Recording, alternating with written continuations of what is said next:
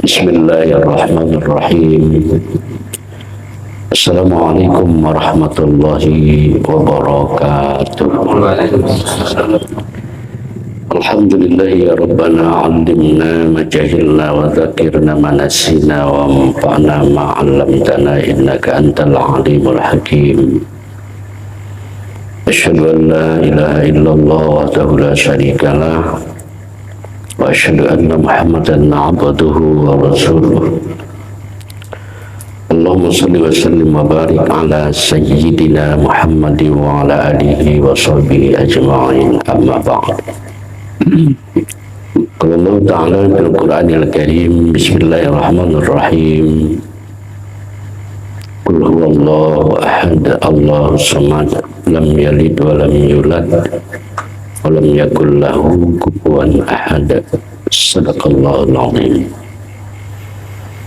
Jemaah yang dimuliakan Allah Subhanahu wa Ta'ala yang sangat saya hormati, doa saya buat kita semua, semoga Allah senantiasa memuliakan kita, mulia kita di dunia ini, dan insya Allah mulia pula kita kelak di akhirat. Bersyukur kita kepada Allah dari hati yang paling dalam dengan mengucapkan Alhamdulillahirabbil alamin atas nikmat-nikmat yang Allah berikan kepada kita. Saya tetap menyampaikan sekecil apapun nikmat yang Allah berikan, mari kita gunakan nikmat itu benar-benar sarana kita untuk beribadah kepada Allah Subhanahu wa Ta'ala. Dan insya Allah dengan demikian kita semua dicatat Allah di sisinya sebagai hamba Allah yang syakirin, yang artinya pandai berterima kasih kepada Allah Subhanahu wa Ta'ala. Lantunan Allahumma sholli ala sayyidina Muhammad kita sampaikan kepada rohaniah Rasulullah Nabi Muhammad sallallahu alaihi wasallam. Allahumma sholli wa sallim wa barik alaihi, alaika ya Rasulullah, alaika ya Rasulullah, alaika ya Rasulullah. Mudah-mudahan di dunia kita bisa menggunakan syafaatnya melalui ajaran yang disampaikan beliau, baik secara zahir maupun secara batin, dan mendapatkan syafaatnya, hasilnya nanti di akhirat kelak. Karena tidak ada siapapun yang bisa memberikan syafaat, pertolongan itu terkecuali baginda Rasulullah Nabi Muhammad sallallahu alaihi wasallam. Mudah-mudahan tertanamlah rasa cinta kita kepada Rasulullah sallallahu alaihi wasallam. Jemaah yang dimuliakan oleh Allah Subhanahu wa Ta'ala,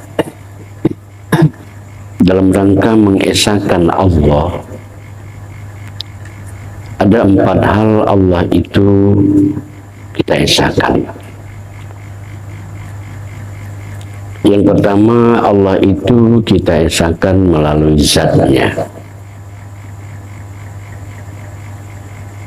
Melalui zat ini Rasulullah mengingatkan kita dalam hadisnya, tafakkaru fi khalqillah wa la tafakkaru fi zatillah. Jangan pernah kita memikirkan tentang zat Allah, karena memang zat Allah itu tidak bisa digambarkan, tidak bisa diceritakan. Mukhalafatul lil hawadis, karena zat Allah itu tidak ada serupa dengan sesuatu.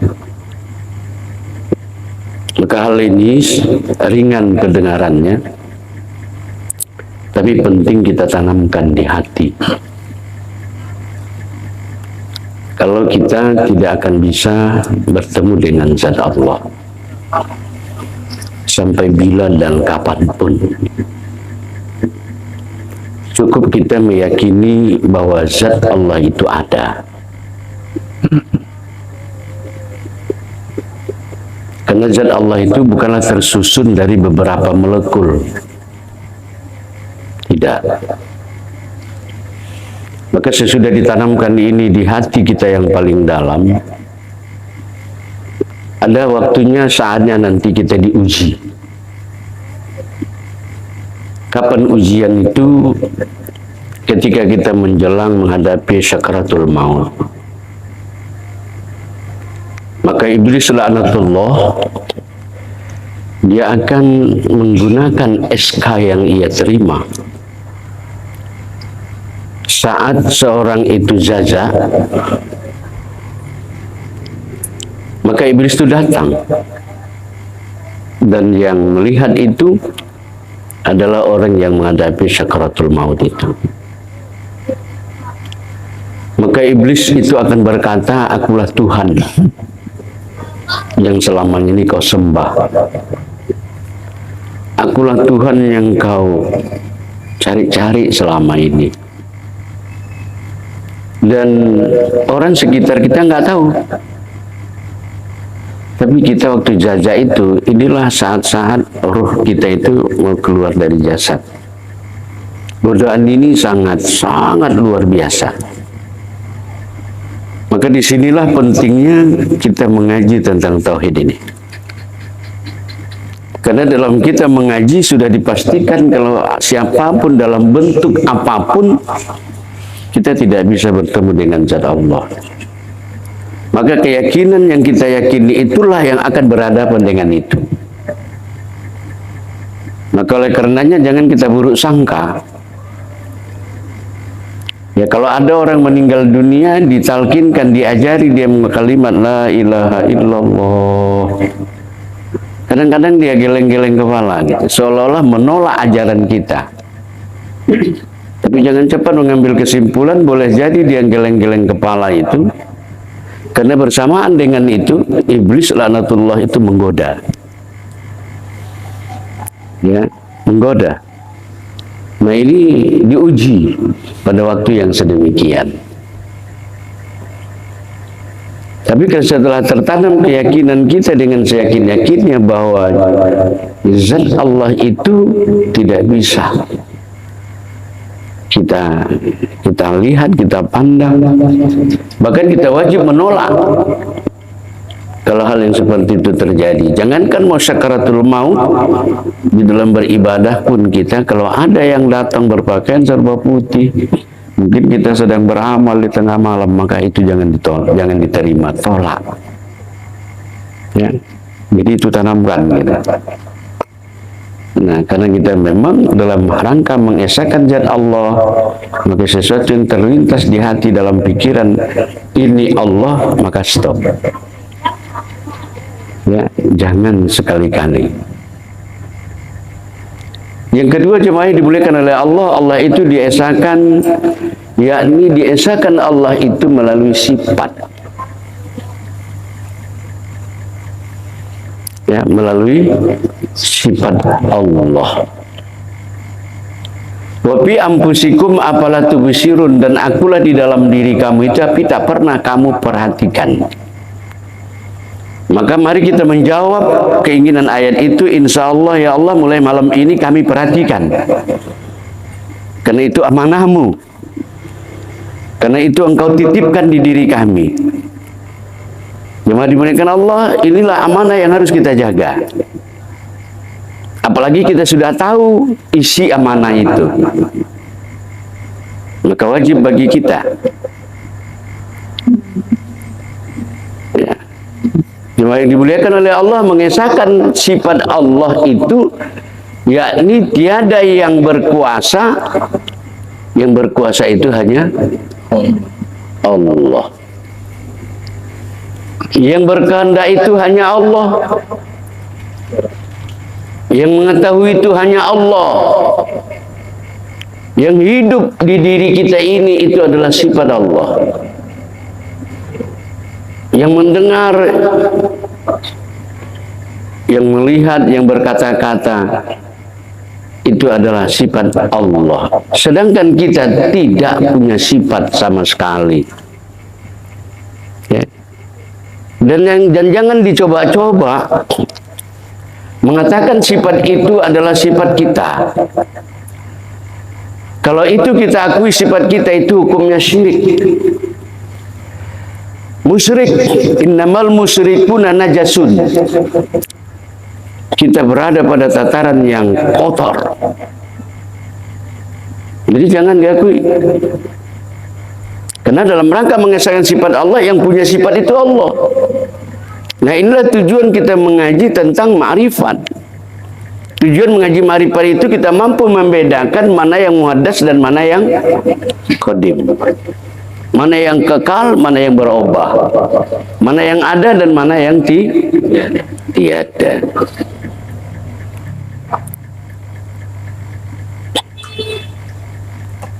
Dan dengan cara melihat sifat Allah di diri itulah tempat kita melihat Allah. Setelah kita tahu bahwa yang bersifat itu sifat Allah, dan itu berada fi anfusikum, di diri, maka zuhirnya Allah di diri kita melalui sifat itu. Maka alamat kita melihat Allah bukan di luar diri, tetapi melihat sifat Allah Ta'ala. Karena sifat itu adalah bayang-bayang daripada zat Allah Ta'ala. Atau bahasa lain, mazhar Allah, kenyataan Allah. Jadi kalau kita masih mengaku memiliki sifat itu, berarti kita belum bertauhid, belum mentauhidkan Allah secara sifat. Ya, maka sadarlah sesadar-sadarnya kalau kita ini lemah, kita ini tidak punya kehendak, kita ini bodoh, jemaah dimuliakan Allah. Kita ini mati, tidak pernah hidup, karena sifat ayat itu sifat Allah. Mendengar, melihat, kita ini tuli, buta dan bisu. Maka nyatalah Allah melalui sifatnya pada diri kita sendiri.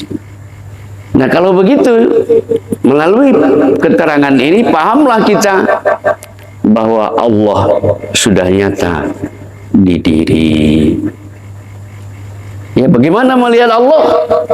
Lihatlah Allah melalui sifatnya itu. Jadi kalau dalam prakteknya, dalam kita bersolat, yakinlah kita yang bersolat itu bukan diri jasad, tetapi diri batin, si kudrat, iradat, ilmu hayat, sama basar kalam, itulah yang kita saksikan. Bahkan tidak hanya di dalam sholat, di luar sholat, dalam kehidupan sehari-hari pun kita tetap wukuf, berhenti menyaksikan dan merasakan sifat tajalli Allah Ta'ala kepada kita. Jadi simpulnya bahwa mengesahkan Allah secara sifat dengan cara bahwa kita ini tidak pernah hidup, kita tidak punya sifat pengetahuan, kita tidak punya sifat kuasa, dan seterusnya sampai kepada kita tak punya kalam. Nah, kalau ini adanya, nyata nggak Allah di diri itu? Coba tanamkan dulu. Ini udah bolak-balik. Ya, tapi sangat disayangkan kita tidak merasa bangga ya akan keberadaan diri batin kita itu. Iya kan? Tak bangga kita udah ketemu sama dia. Karena yang ada ini adalah nyata wujud dia Allah, yang tak perlu kita katakan kalau kita ini sudah jadi Allah, nggak boleh. Tapi sebatas musyahadah, ya muraqabah, musyahadah, itu sudah terjadi. Nah, seperti itu. Nah, tapi ini saya katakan sekali lagi, tidak cukup hanya memahami, tapi kita sudah harus sampai kepada tingkat rasa. Kita rasakan. Ya, kita rasakan. Tentu merasakan itu dengan pusat kehadiran hati, kehadiran qalbiyah kita.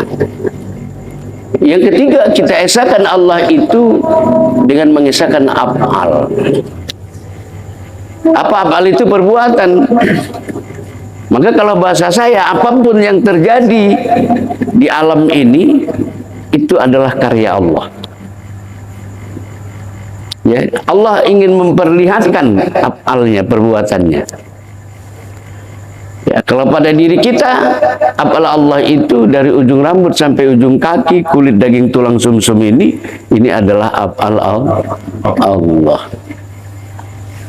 Maka jazamkanlah dengan menggunakan zikir la ilaha illallah. Ya. Kalau kita mundur lagi, kalau tadi sifat Allah, ya dengan mengamalkan, jazamkan, mengamalkan, menyadari turun naiknya nafas itu berbunyi zikir Allah. Nah, kalau mungkin ada tawaran untuk jemaah, insya Allah lewat itu mungkin hajat kita lebih cepat dikabulkan Allah. Tapi ini tolong diamalkan setiap habis sholat. Ya. Tarik nafas, tahan, bacalah asyhadu anni Ahmad Zatullah Ainullah. Turun nafas, katakan Allahul Haq. Ya, pasang niat minimal setelah habis sholat 5 kali minimal. Tarik, tahan, asyhadu anni Ahmad Ainullah. Turun, Allah, katakan Allahul Haq. Ya. Itu kalau mau ditulis habis kita ngaji. Itu amalan yang terbaik. Dan yang makna keluar dari zikir nafas itu sifat Allah. Zikirnya dengan zikir Allah. Kalau untuk zikir apal tadi, apa dia? La ilaha illallah. Nah, kemudian jemaah yang dimuliakan oleh Allah, jadi mengesahkan apal itu tiada yang punya perbuatan di alam ini, hanya perbuatan Allah. Paham definisinya? Paham. Bagaimana prakteknya? Tunggu dulu. Kadang-kadang kalau yang enak-enak baru kita bilang, nah inilah titipan Tuhan itu.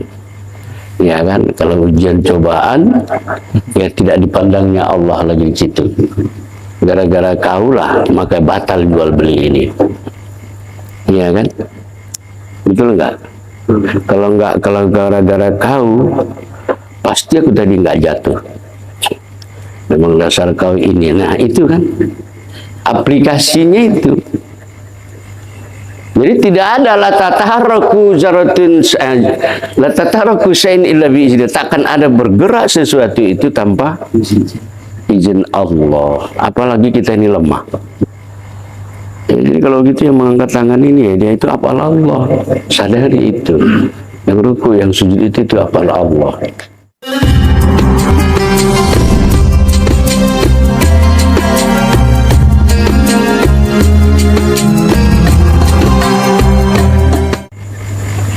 Ya. Nah, begitu cara mengesahkan apal Allah. Yang kemudian yang keempat yang diesakan itu apa? Asma. Nah, asma itu kita sudah paham semua, letaknya di qalb, di hati. Maka zikirnya adalah zikir hati, zikir Allah. Maka mari kita simpulkan mengesahkan Allah 4 hal itu. Kalau asma Allah letaknya di hati. Hati itu dia berzikir Allah. Kalau sebelum hati itu kita, mohon maaf ini bahasa syariatnya, diisi dengan zikir. Karena itu amanah mentauhidkan asma. Kalau itu tidak kita lakukan, kita berdosa. Ya, lebih jauh lagi, sesungguhnya jemaah dimuliakan oleh Allah, yang hidup di hadapan Allah itu adalah orang yang kalbunnya terus online kalau bahasa hari ini, kepada Allah Subhanahu wa taala. Ya, sadari juga innallaha la yanzuru ila suwarikum wa amwalikum wa ajsamikum wa amwalikum walakinnallaha yanzuru fi qulubikum.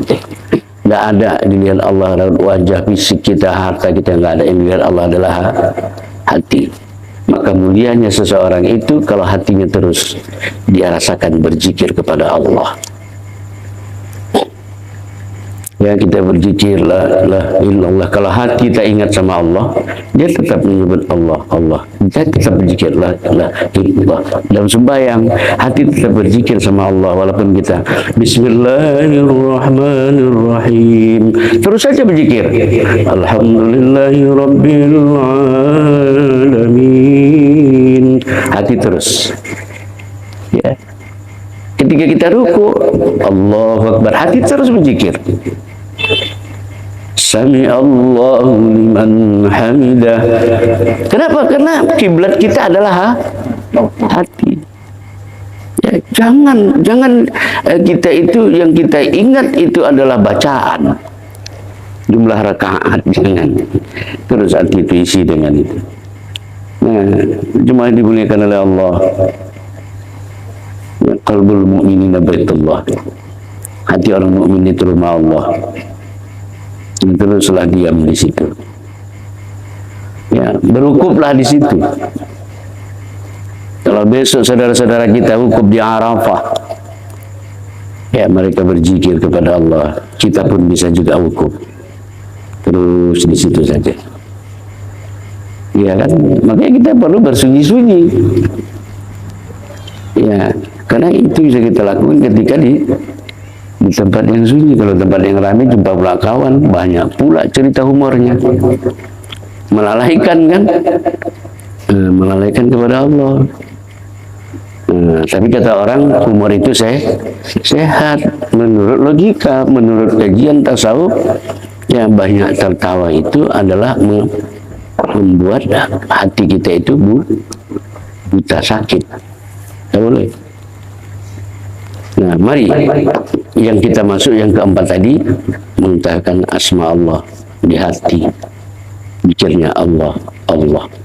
Pandang diri jasad, apalah Allah, la ilaha illallah. Rasakan turun naiknya napas, Allah. Mana zat? Zikir zat itu ya. Tetapi dari perpindahan dari zikir la ilaha illallah, zikir af'al, ke zikir hati asma, ya, ke zikir sifat, ke zikir zat. Nah, ini tentu tidak bisa kita karang-karang. Ya, harus memang dipelajari kepada mursyid-mursyid, guru-guru yang punya ijazah, ya, untuk menurunkan ilmu itu. Ya, supaya apa? Supaya ada yang menetralisir, yang membimbing kita.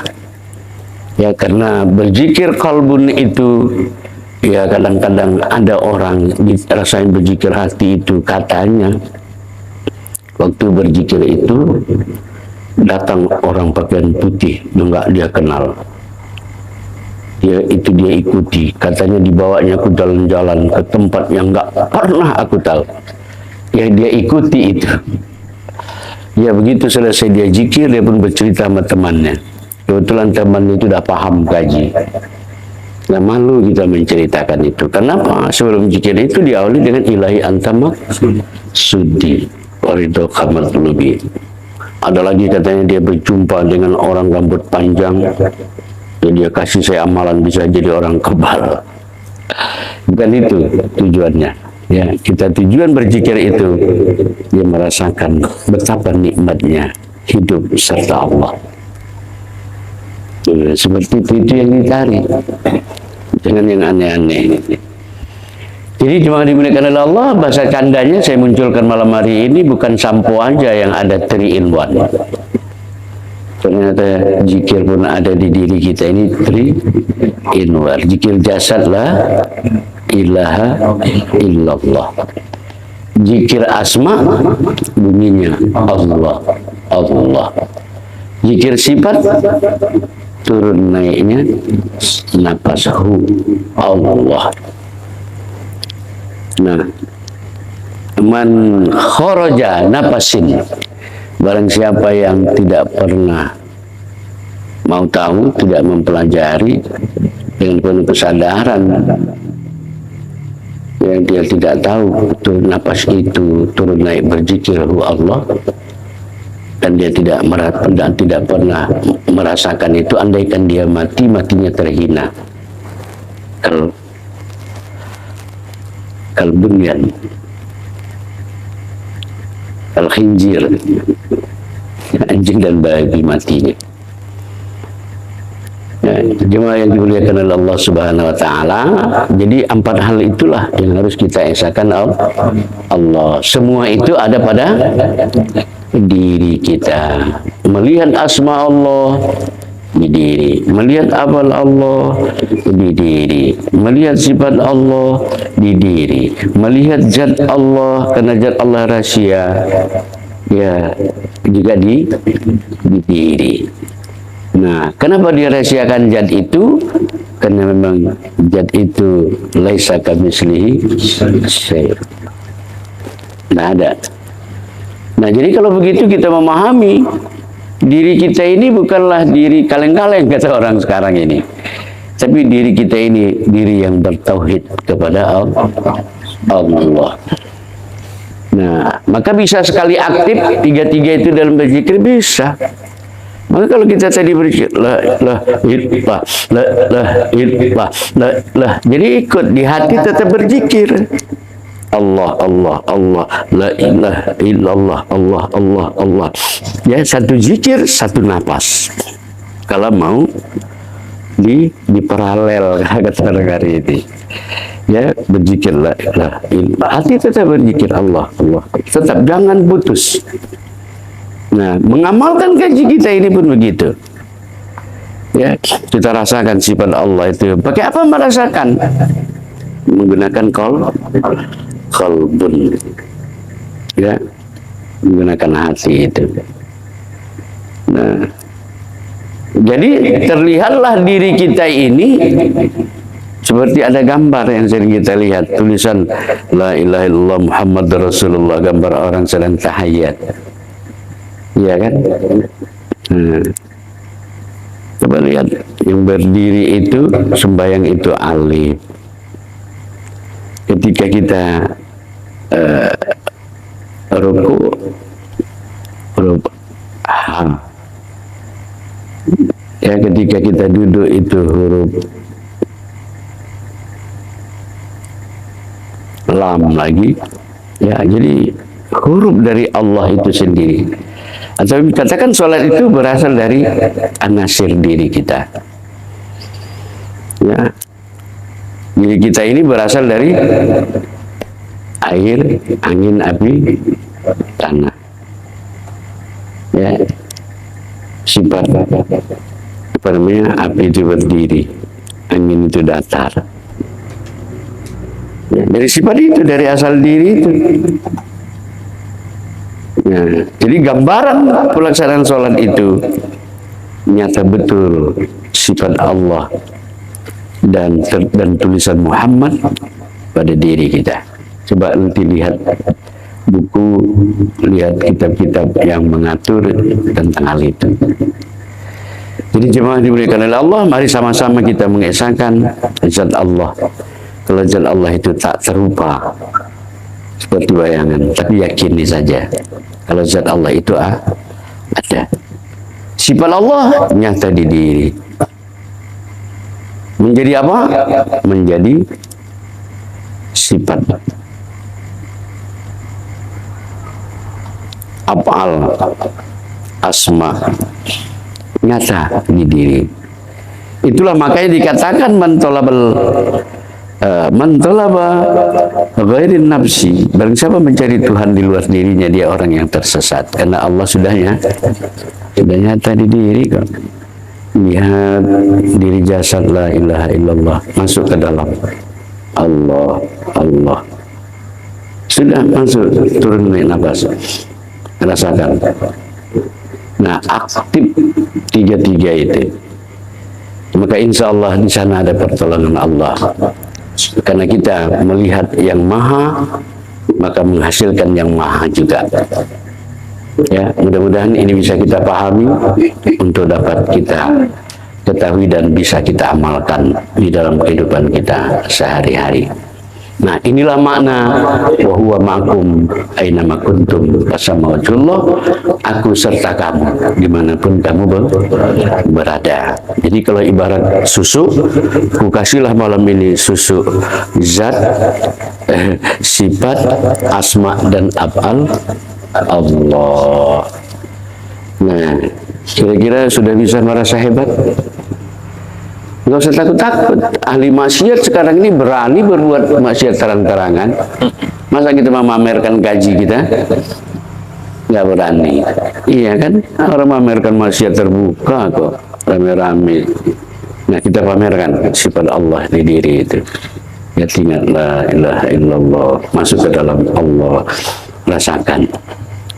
Nah, itu harus kita lakukan. Nah, saya rasa itu saja. Tidak usah lama-lama kali, ya. Bisalah kita membedakan ya mana diri jasmaniah kita dan mana diri rohaniah kita. Ya, pandang-pandanglah itu, hidupkan itu ya, supaya terang dengan seterang-terangnya. Mudah-mudahan Allah memberikan hidayah, inayah kepada kita untuk memahami ilmu Allah ini dan bisa kita amalkan dalam kehidupan sehari-hari. Lebih kurang mohon maaf. Bila taufiq wal hidayah. Wassalamualaikum warahmatullahi wabarakatuh.